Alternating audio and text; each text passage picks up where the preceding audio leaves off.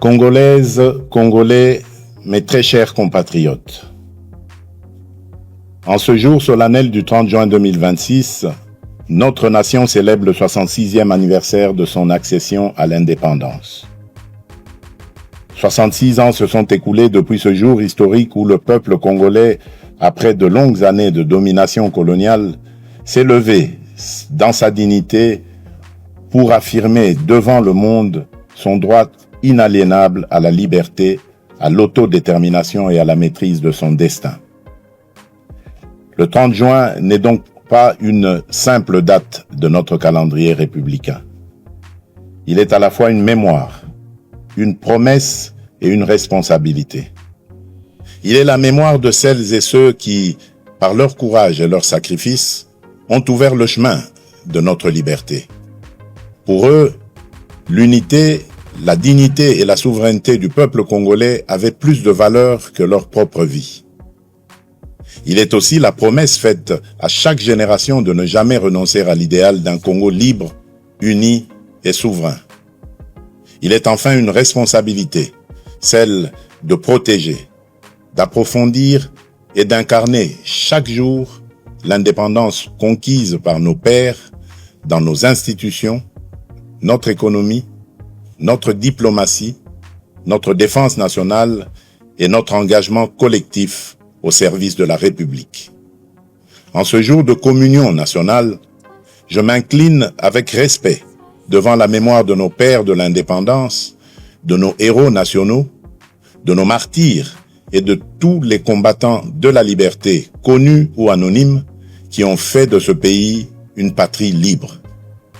Je rends un hommage particulier à Joseph Kasavubu, à Patrice Emery Lumumba, ainsi qu'à tous les bâtisseurs de notre conscience nationale. Je rends également hommage à toutes les femmes et à tous les hommes qui, dans nos villages, nos villes, nos écoles, nos églises, nos administrations, nos mines, nos champs, nos marchés, nos entreprises et nos familles, continuent chaque jour par leur travail, leur courage et leur résilience de porter la République à bout de bras. Mes très chers compatriotes, cette année encore, notre fête nationale intervient dans un contexte grave. À l'est de notre pays, nos compatriotes continuent de subir les conséquences douloureuses de l'agression, de l'activisme des groupes armés, du terrorisme, des violences contre les civils, des déplacements forcés, des pillages, des prédations économiques et des violations répétées du droit international. Je pense en cet instant à nos frères et sœurs du Nord Kivu, du Sud Kivu, de l'Ituri, du Tanganyika, du Maniema et de toutes les zones meurtries par l'insécurité. Je pense aux familles endeuillées, aux déplacés contraints de vivre loin de leurs terres, aux femmes victimes de violences, aux enfants privés d'école, aux paysans privés de leurs champs, aux commerçants privés de leurs activités et aux jeunes privés de perspectives par la guerre et la peur. À chacun d'entre eux, je veux redire, au nom de la nation tout entière, vous n'êtes pas oubliés. Votre douleur est celle de toute la République et votre sécurité demeure une priorité absolue de mon action. Je rends un hommage solennel à nos forces armées, à notre police nationale, à nos services de sécurité ainsi qu'aux résistants patriotes Wazalendo engagés dans le cadre légal de la défense de la patrie. À vous qui tenez les lignes, qui défendez nos frontières et qui protégez nos populations, la nation reconnaissante vous dit merci. Votre courage est le rempart de notre souveraineté et votre engagement restera inscrit dans la mémoire de la République. Mes très chers compatriotes, l'année dernière, à la même période, je m'adressais à vous au lendemain d'avancées diplomatiques importantes, notamment dans le cadre de l'accord de Washington et des discussions de Doha. Ces démarches avaient ouvert une espérance et replacé la tragédie congolaise au cœur des agendas régionaux et internationaux. Elles ont surtout consacré une vérité essentielle: aucune paix durable dans la région des Grands Lacs ne peut se bâtir contre la souveraineté de la République démocratique du Congo, ni au détriment de la dignité de son peuple. Le choix de la diplomatie n'a jamais été un signe de faiblesse. Il fut le choix de la responsabilité, de la maîtrise et de la recherche, par tous les moyens légitimes, de la fin des souffrances imposées à nos populations. Les accords de Washington, les discussions de Doha et les engagements de Montreux n'ont de sens que s'ils produisent des résultats concrets, vérifiables et irréversibles, le silence des armes, la fin de tout soutien aux groupes armés, le retrait effectif des forces étrangères non invitées, le désarmement des combattants, le retour digne et sécurisé des déplacés et des réfugiés, la protection des civils, la restauration de l'autorité de l'État, la justice pour les victimes et des garanties crédibles de non-répétition. La République démocratique du Congo reste engagée en faveur de la paix. Elle respecte sa parole, honore ses engagements et demeure ouverte au dialogue lorsqu'il est sincère, équilibré et conforme aux intérêts fondamentaux de la nation. Mais la paix ne peut être ni une mise entre parenthèses de la vérité, ni une récompense accordée à ceux qui prennent les armes contre la République, encore moins un compromis sur notre souveraineté, notre justice ou notre intégrité territoriale. La paix que nous recherchons est une paix juste, une paix qui respecte les frontières, restaure l'autorité de l'État, sanctionne les crimes et transforme nos ressources naturelles en instruments de développement et non en carburant de guerre. C'est cette paix-là que nous voulons, cette paix-là que nous défendrons. Je remercie nos partenaires qui accompagnent ces efforts, notamment les États-Unis d'Amérique, l'État du Qatar, l'Union africaine, l'Union européenne, les Nations unies, la SADC, l'EAC, la CIRGL, ainsi que tous les pays amis engagés en faveur de la paix dans notre région. La République démocratique du Congo ne sera plus réduite à l'image d'un pays que l'on convoite, que l'on pille ou que l'on déstabilise. J'en ai fait le serment devant la nation. Et depuis mon accession à la magistrature suprême, je travaille à faire reconnaître notre pays pour ce qu'il est véritablement appelé à devenir, c'est-à-dire un pilier de paix, de croissance, de transition énergétique, de stabilité régionale et de prospérité partagée en Afrique et dans le monde. Le regard porté sur notre pays est d'ailleurs en train de changer. La République démocratique du Congo n'est plus seulement perçue comme un territoire de crise, elle est désormais identifiée comme un pays solution, grâce notamment à nos minerais critiques, le cobalt, le cuivre, le coltan, le lithium, qui participent déjà à façonner l'avenir du monde et confèrent à notre pays un levier historique de repositionnement et de transformation. C'est dans cette perspective que s'inscrit le partenariat stratégique que nous construisons avec les États-Unis d'Amérique ainsi que ceux que nous entendons nouer avec nos autres partenaires.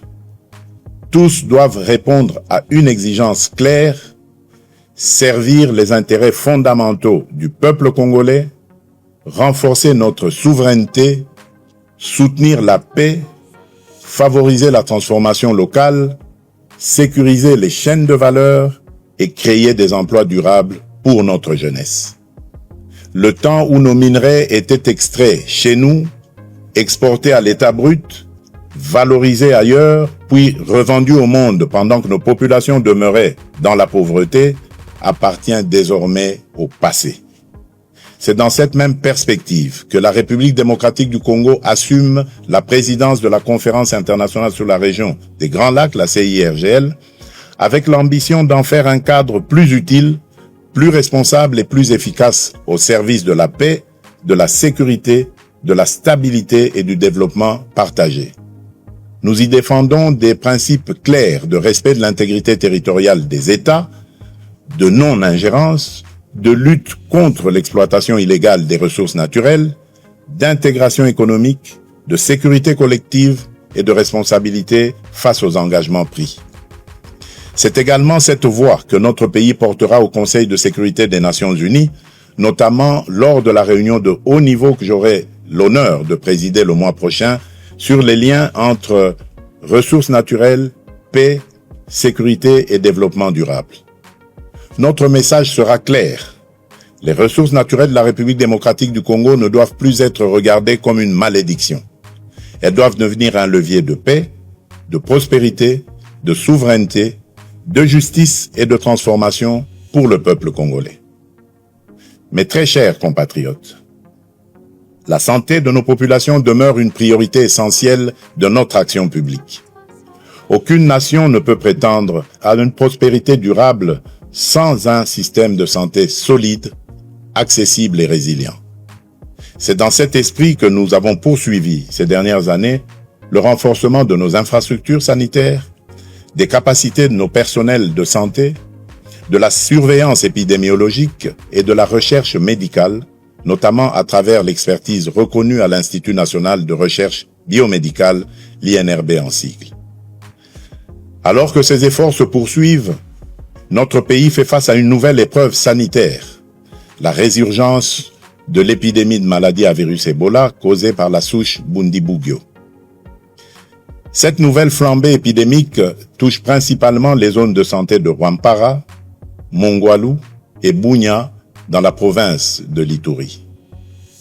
En ces circonstances douloureuses, j'adresse d'abord la compassion de la nation aux familles qui ont perdu un être cher, ainsi qu'à toutes les personnes touchées par cette épreuve.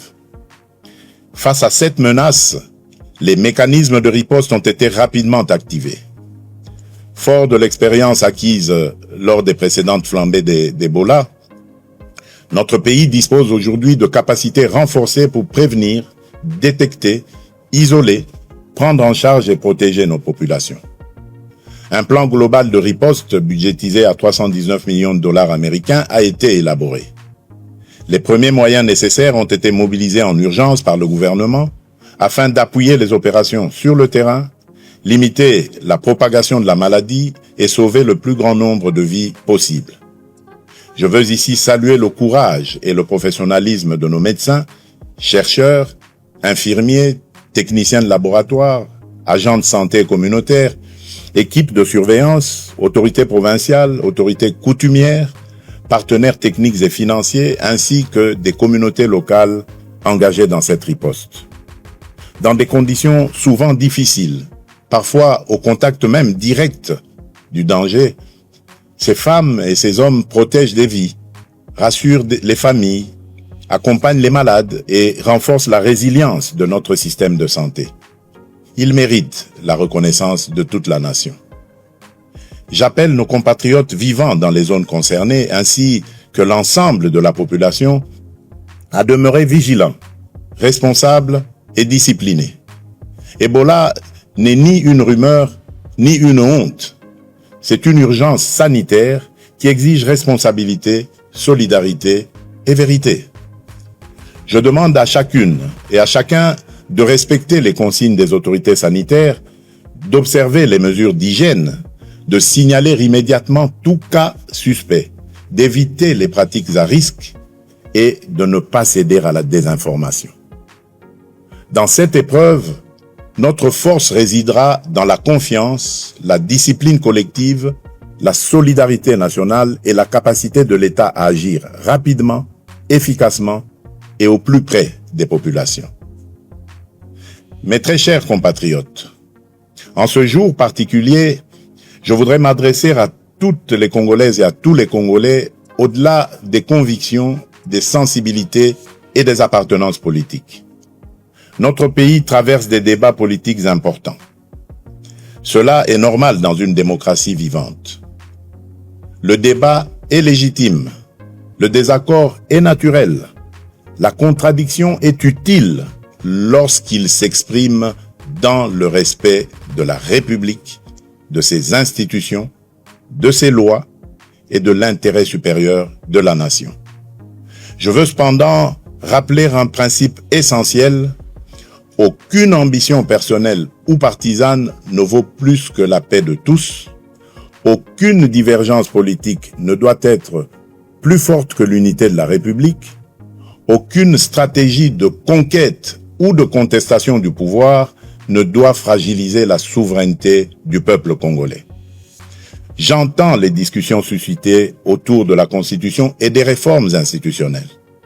Dans une démocratie, aucune question d'intérêt national ne doit être confisquée ni interdite de réflexion. Mais dans le même temps, aucun débat touchant au pacte fondamental de la nation ne peut être conduit dans la précipitation, la manipulation ou l'obsession politicienne. La Constitution n'est ni un instrument de circonstance, ni un objet de convenance. Elle organise notre vie commune, garantit l'équilibre de nos institutions, consacre les droits du peuple et protège la stabilité de la République. En débattre exige donc sérénité, rigueur, transparence et sens élevé de l'intérêt général. Ma responsabilité comme chef de l'État et garant de la nation est de veiller à ce que les débats engageant l'avenir du pays se tiennent dans le respect de la Constitution, de l'État de droit, des institutions et de la souveraineté populaire. Elle est aussi d'écouter, d'apaiser, de clarifier et, lorsque cela s'impose, de rechercher les voies d'un consensus national responsable. S'agissant de la loi référendaire adoptée par les deux chambres du Parlement, je tiens à rappeler qu'elle relève du fonctionnement normal de nos institutions et du principe de séparation des pouvoirs. Dans une république démocratique, le Parlement débat, délibère et légifère. Le président de la République, garant du bon fonctionnement des institutions, exerce les prérogatives que lui confère la Constitution. Les juridictions compétentes, quant à elles, veillent au respect de l'ordre constitutionnel et de l'état de droit.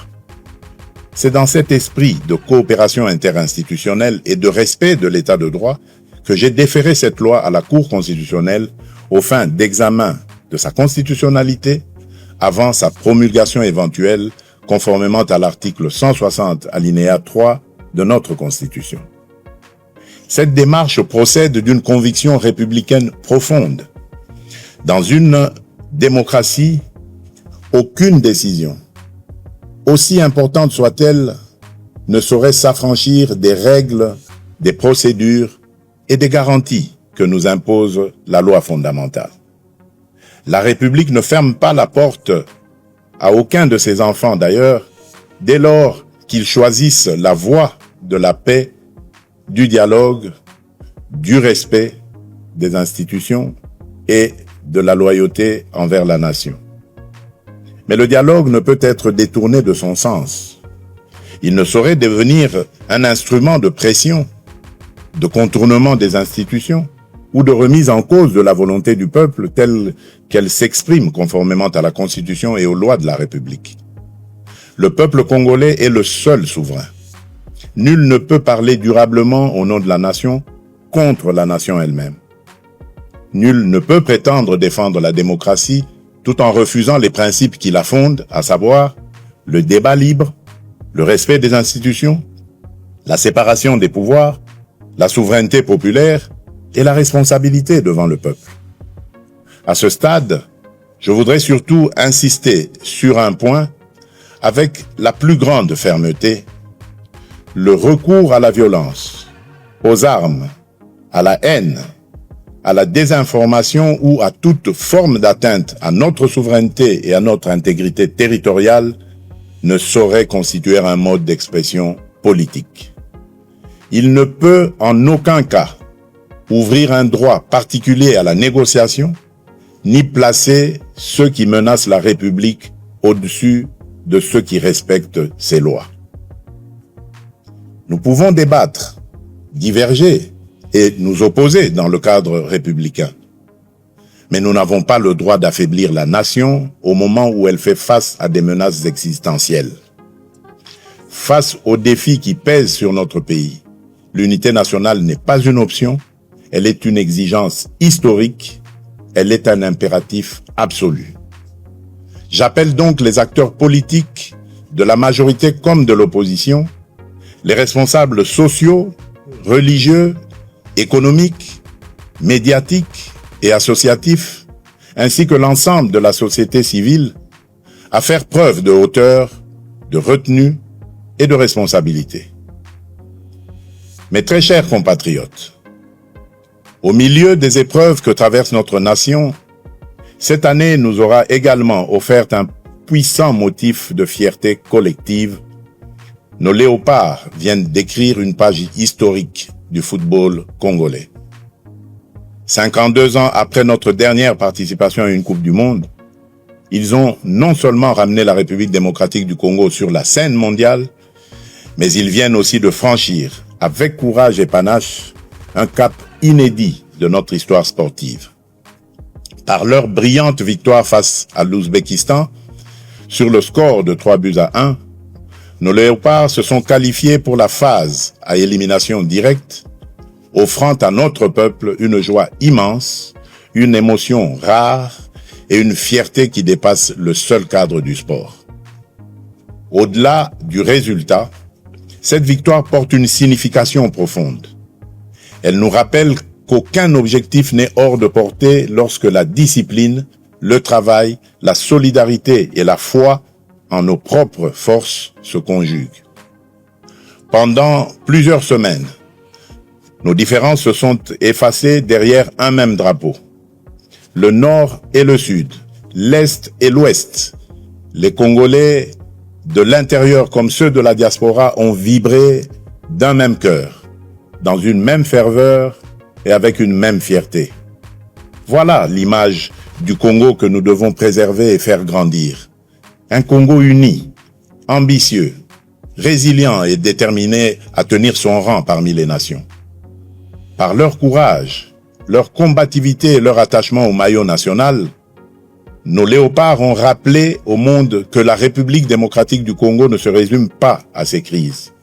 Le Congo, c'est aussi le talent, l'audace, la discipline, la résilience et cette capacité de croire jusqu'au bout, même lorsque le chemin semble difficile. J'adresse, au nom de la nation, mes chaleureuses félicitations aux joueurs, au staff technique, aux dirigeants sportifs, à la fédération, aux supporters, ainsi qu'à toute la jeunesse congolaise qui s'est reconnue dans cette magnifique aventure. À nos léopards, qui s'apprêtent désormais à défier l'Angleterre en 16e de finale, je veux adresser un message simple.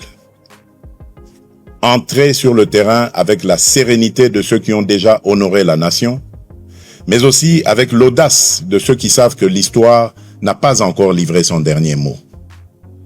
Jouez avec discipline, courage, intelligence et surtout sans regret. Vous avez déjà fait battre le cœur des Congolaises et des Congolais. Vous avez déjà rendu tout un peuple fier. Mais nous continuons à croire en vous et en votre capacité à aller plus loin, à surprendre encore, à faire reculer les limites du possible et à écrire sous nos couleurs une nouvelle page de notre grandeur nationale. Quelle que soit l'adversité, la République démocratique du Congo vous accompagnera de sa ferveur, de ses prières et de son soutien indéfectible. Entrez sur le terrain avec la force de tout un peuple uni derrière vous. Le sport est une école de discipline, de cohésion, d'effort et de patriotisme. L'esprit des léopards doit inspirer la nation entière. Rester unis, défendre nos couleurs, croire en nos forces et combattre chacun à sa place pour l'honneur et la grandeur de la République. Dans le même élan, je rends hommage à nos artistes, nos scientifiques, nos chercheurs, nos entrepreneurs, nos créateurs ainsi qu'à toutes les femmes et à tous les hommes qui, par leur talent, leur travail et leur excellence, contribuent au rayonnement de la République démocratique du Congo à travers le monde. Mes très chers compatriotes, 66 ans après l'indépendance, la République démocratique du Congo demeure debout. Debout malgré les guerres, les convoitises, les blessures de l'histoire et les épreuves traversées. Debout surtout parce que son peuple n'a jamais cessé de croire en lui-même, en sa dignité et en son destin. Cette force intérieure, cette capacité à résister et à se relever constitue l'une des plus grandes richesses de notre nation.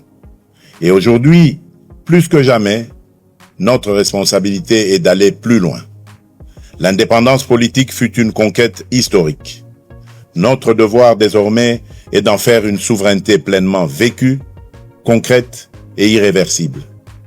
Une souveraineté sécuritaire, afin que plus aucun groupe armé, plus aucune force étrangère, plus aucun agenda extérieur ne puisse dicter sa loi sur une parcelle de notre territoire.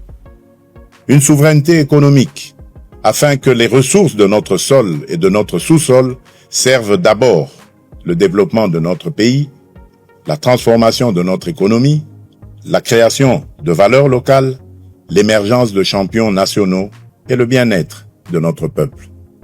Une souveraineté numérique, afin que l'identité de nos citoyens, les données de notre pays et les services publics de notre État soient protégés, modernisés et mis au service des Congolaises et des Congolais. Une souveraineté diplomatique enfin, afin que la République démocratique du Congo parle au monde avec respect, clarté, dignité et fermeté. Voilà le sens profond que je donne à cette célébration, faire du 30 juin non seulement un moment de mémoire, mais aussi un appel au sursaut national. Notre République est une maison commune. Chacun y a des droits, des devoirs, une dignité à protéger et une responsabilité à assumer. C'est pourquoi nous devons regarder au-delà des urgences du moment et préparer avec méthode et détermination le Congo de 2030, de 2040 et de 2050. Le Congo que nous voulons léguer à nos enfants est un Congo en paix, moderne, prospère et respecté. Un Congo où chaque enfant accède à une éducation de qualité, où chaque famille bénéficie de soins dignes, où chaque jeune peut trouver sa place, exercer son talent et réaliser ses ambitions. Un Congo où les richesses nationales se transforment en emplois, en infrastructures, en services publics et en mieux-être pour le peuple. Ce Congo ne se construira ni par la résignation, ni par la division, ni par l'attente passive. Il se construira par le travail, la discipline, l'unité, la probité et le sursaut patriotique. Chaque Congolaise et chaque Congolais a une part à prendre dans cette œuvre nationale. L'enseignant qui forme avec conscience, le soldat qui protège avec honneur, le policier qui sécurise sans abuser, le médecin qui soigne avec dévouement, le fonctionnaire qui sert avec probité, le magistrat qui rend justice avec indépendance, l'entrepreneur qui crée des emplois, le jeune qui innove, les parents qui éduquent dans les valeurs, le citoyen qui respecte la loi et protège le bien public, la diaspora qui investit, transmet et valorise le pays. Comme le rappelait Nelson Mandela, avec la liberté viennent les responsabilités. Notre indépendance nous a donné une nation à aimer. Elle nous confie aussi une république à servir, à protéger et à élever. Car le patriotisme n'est pas seulement un sentiment.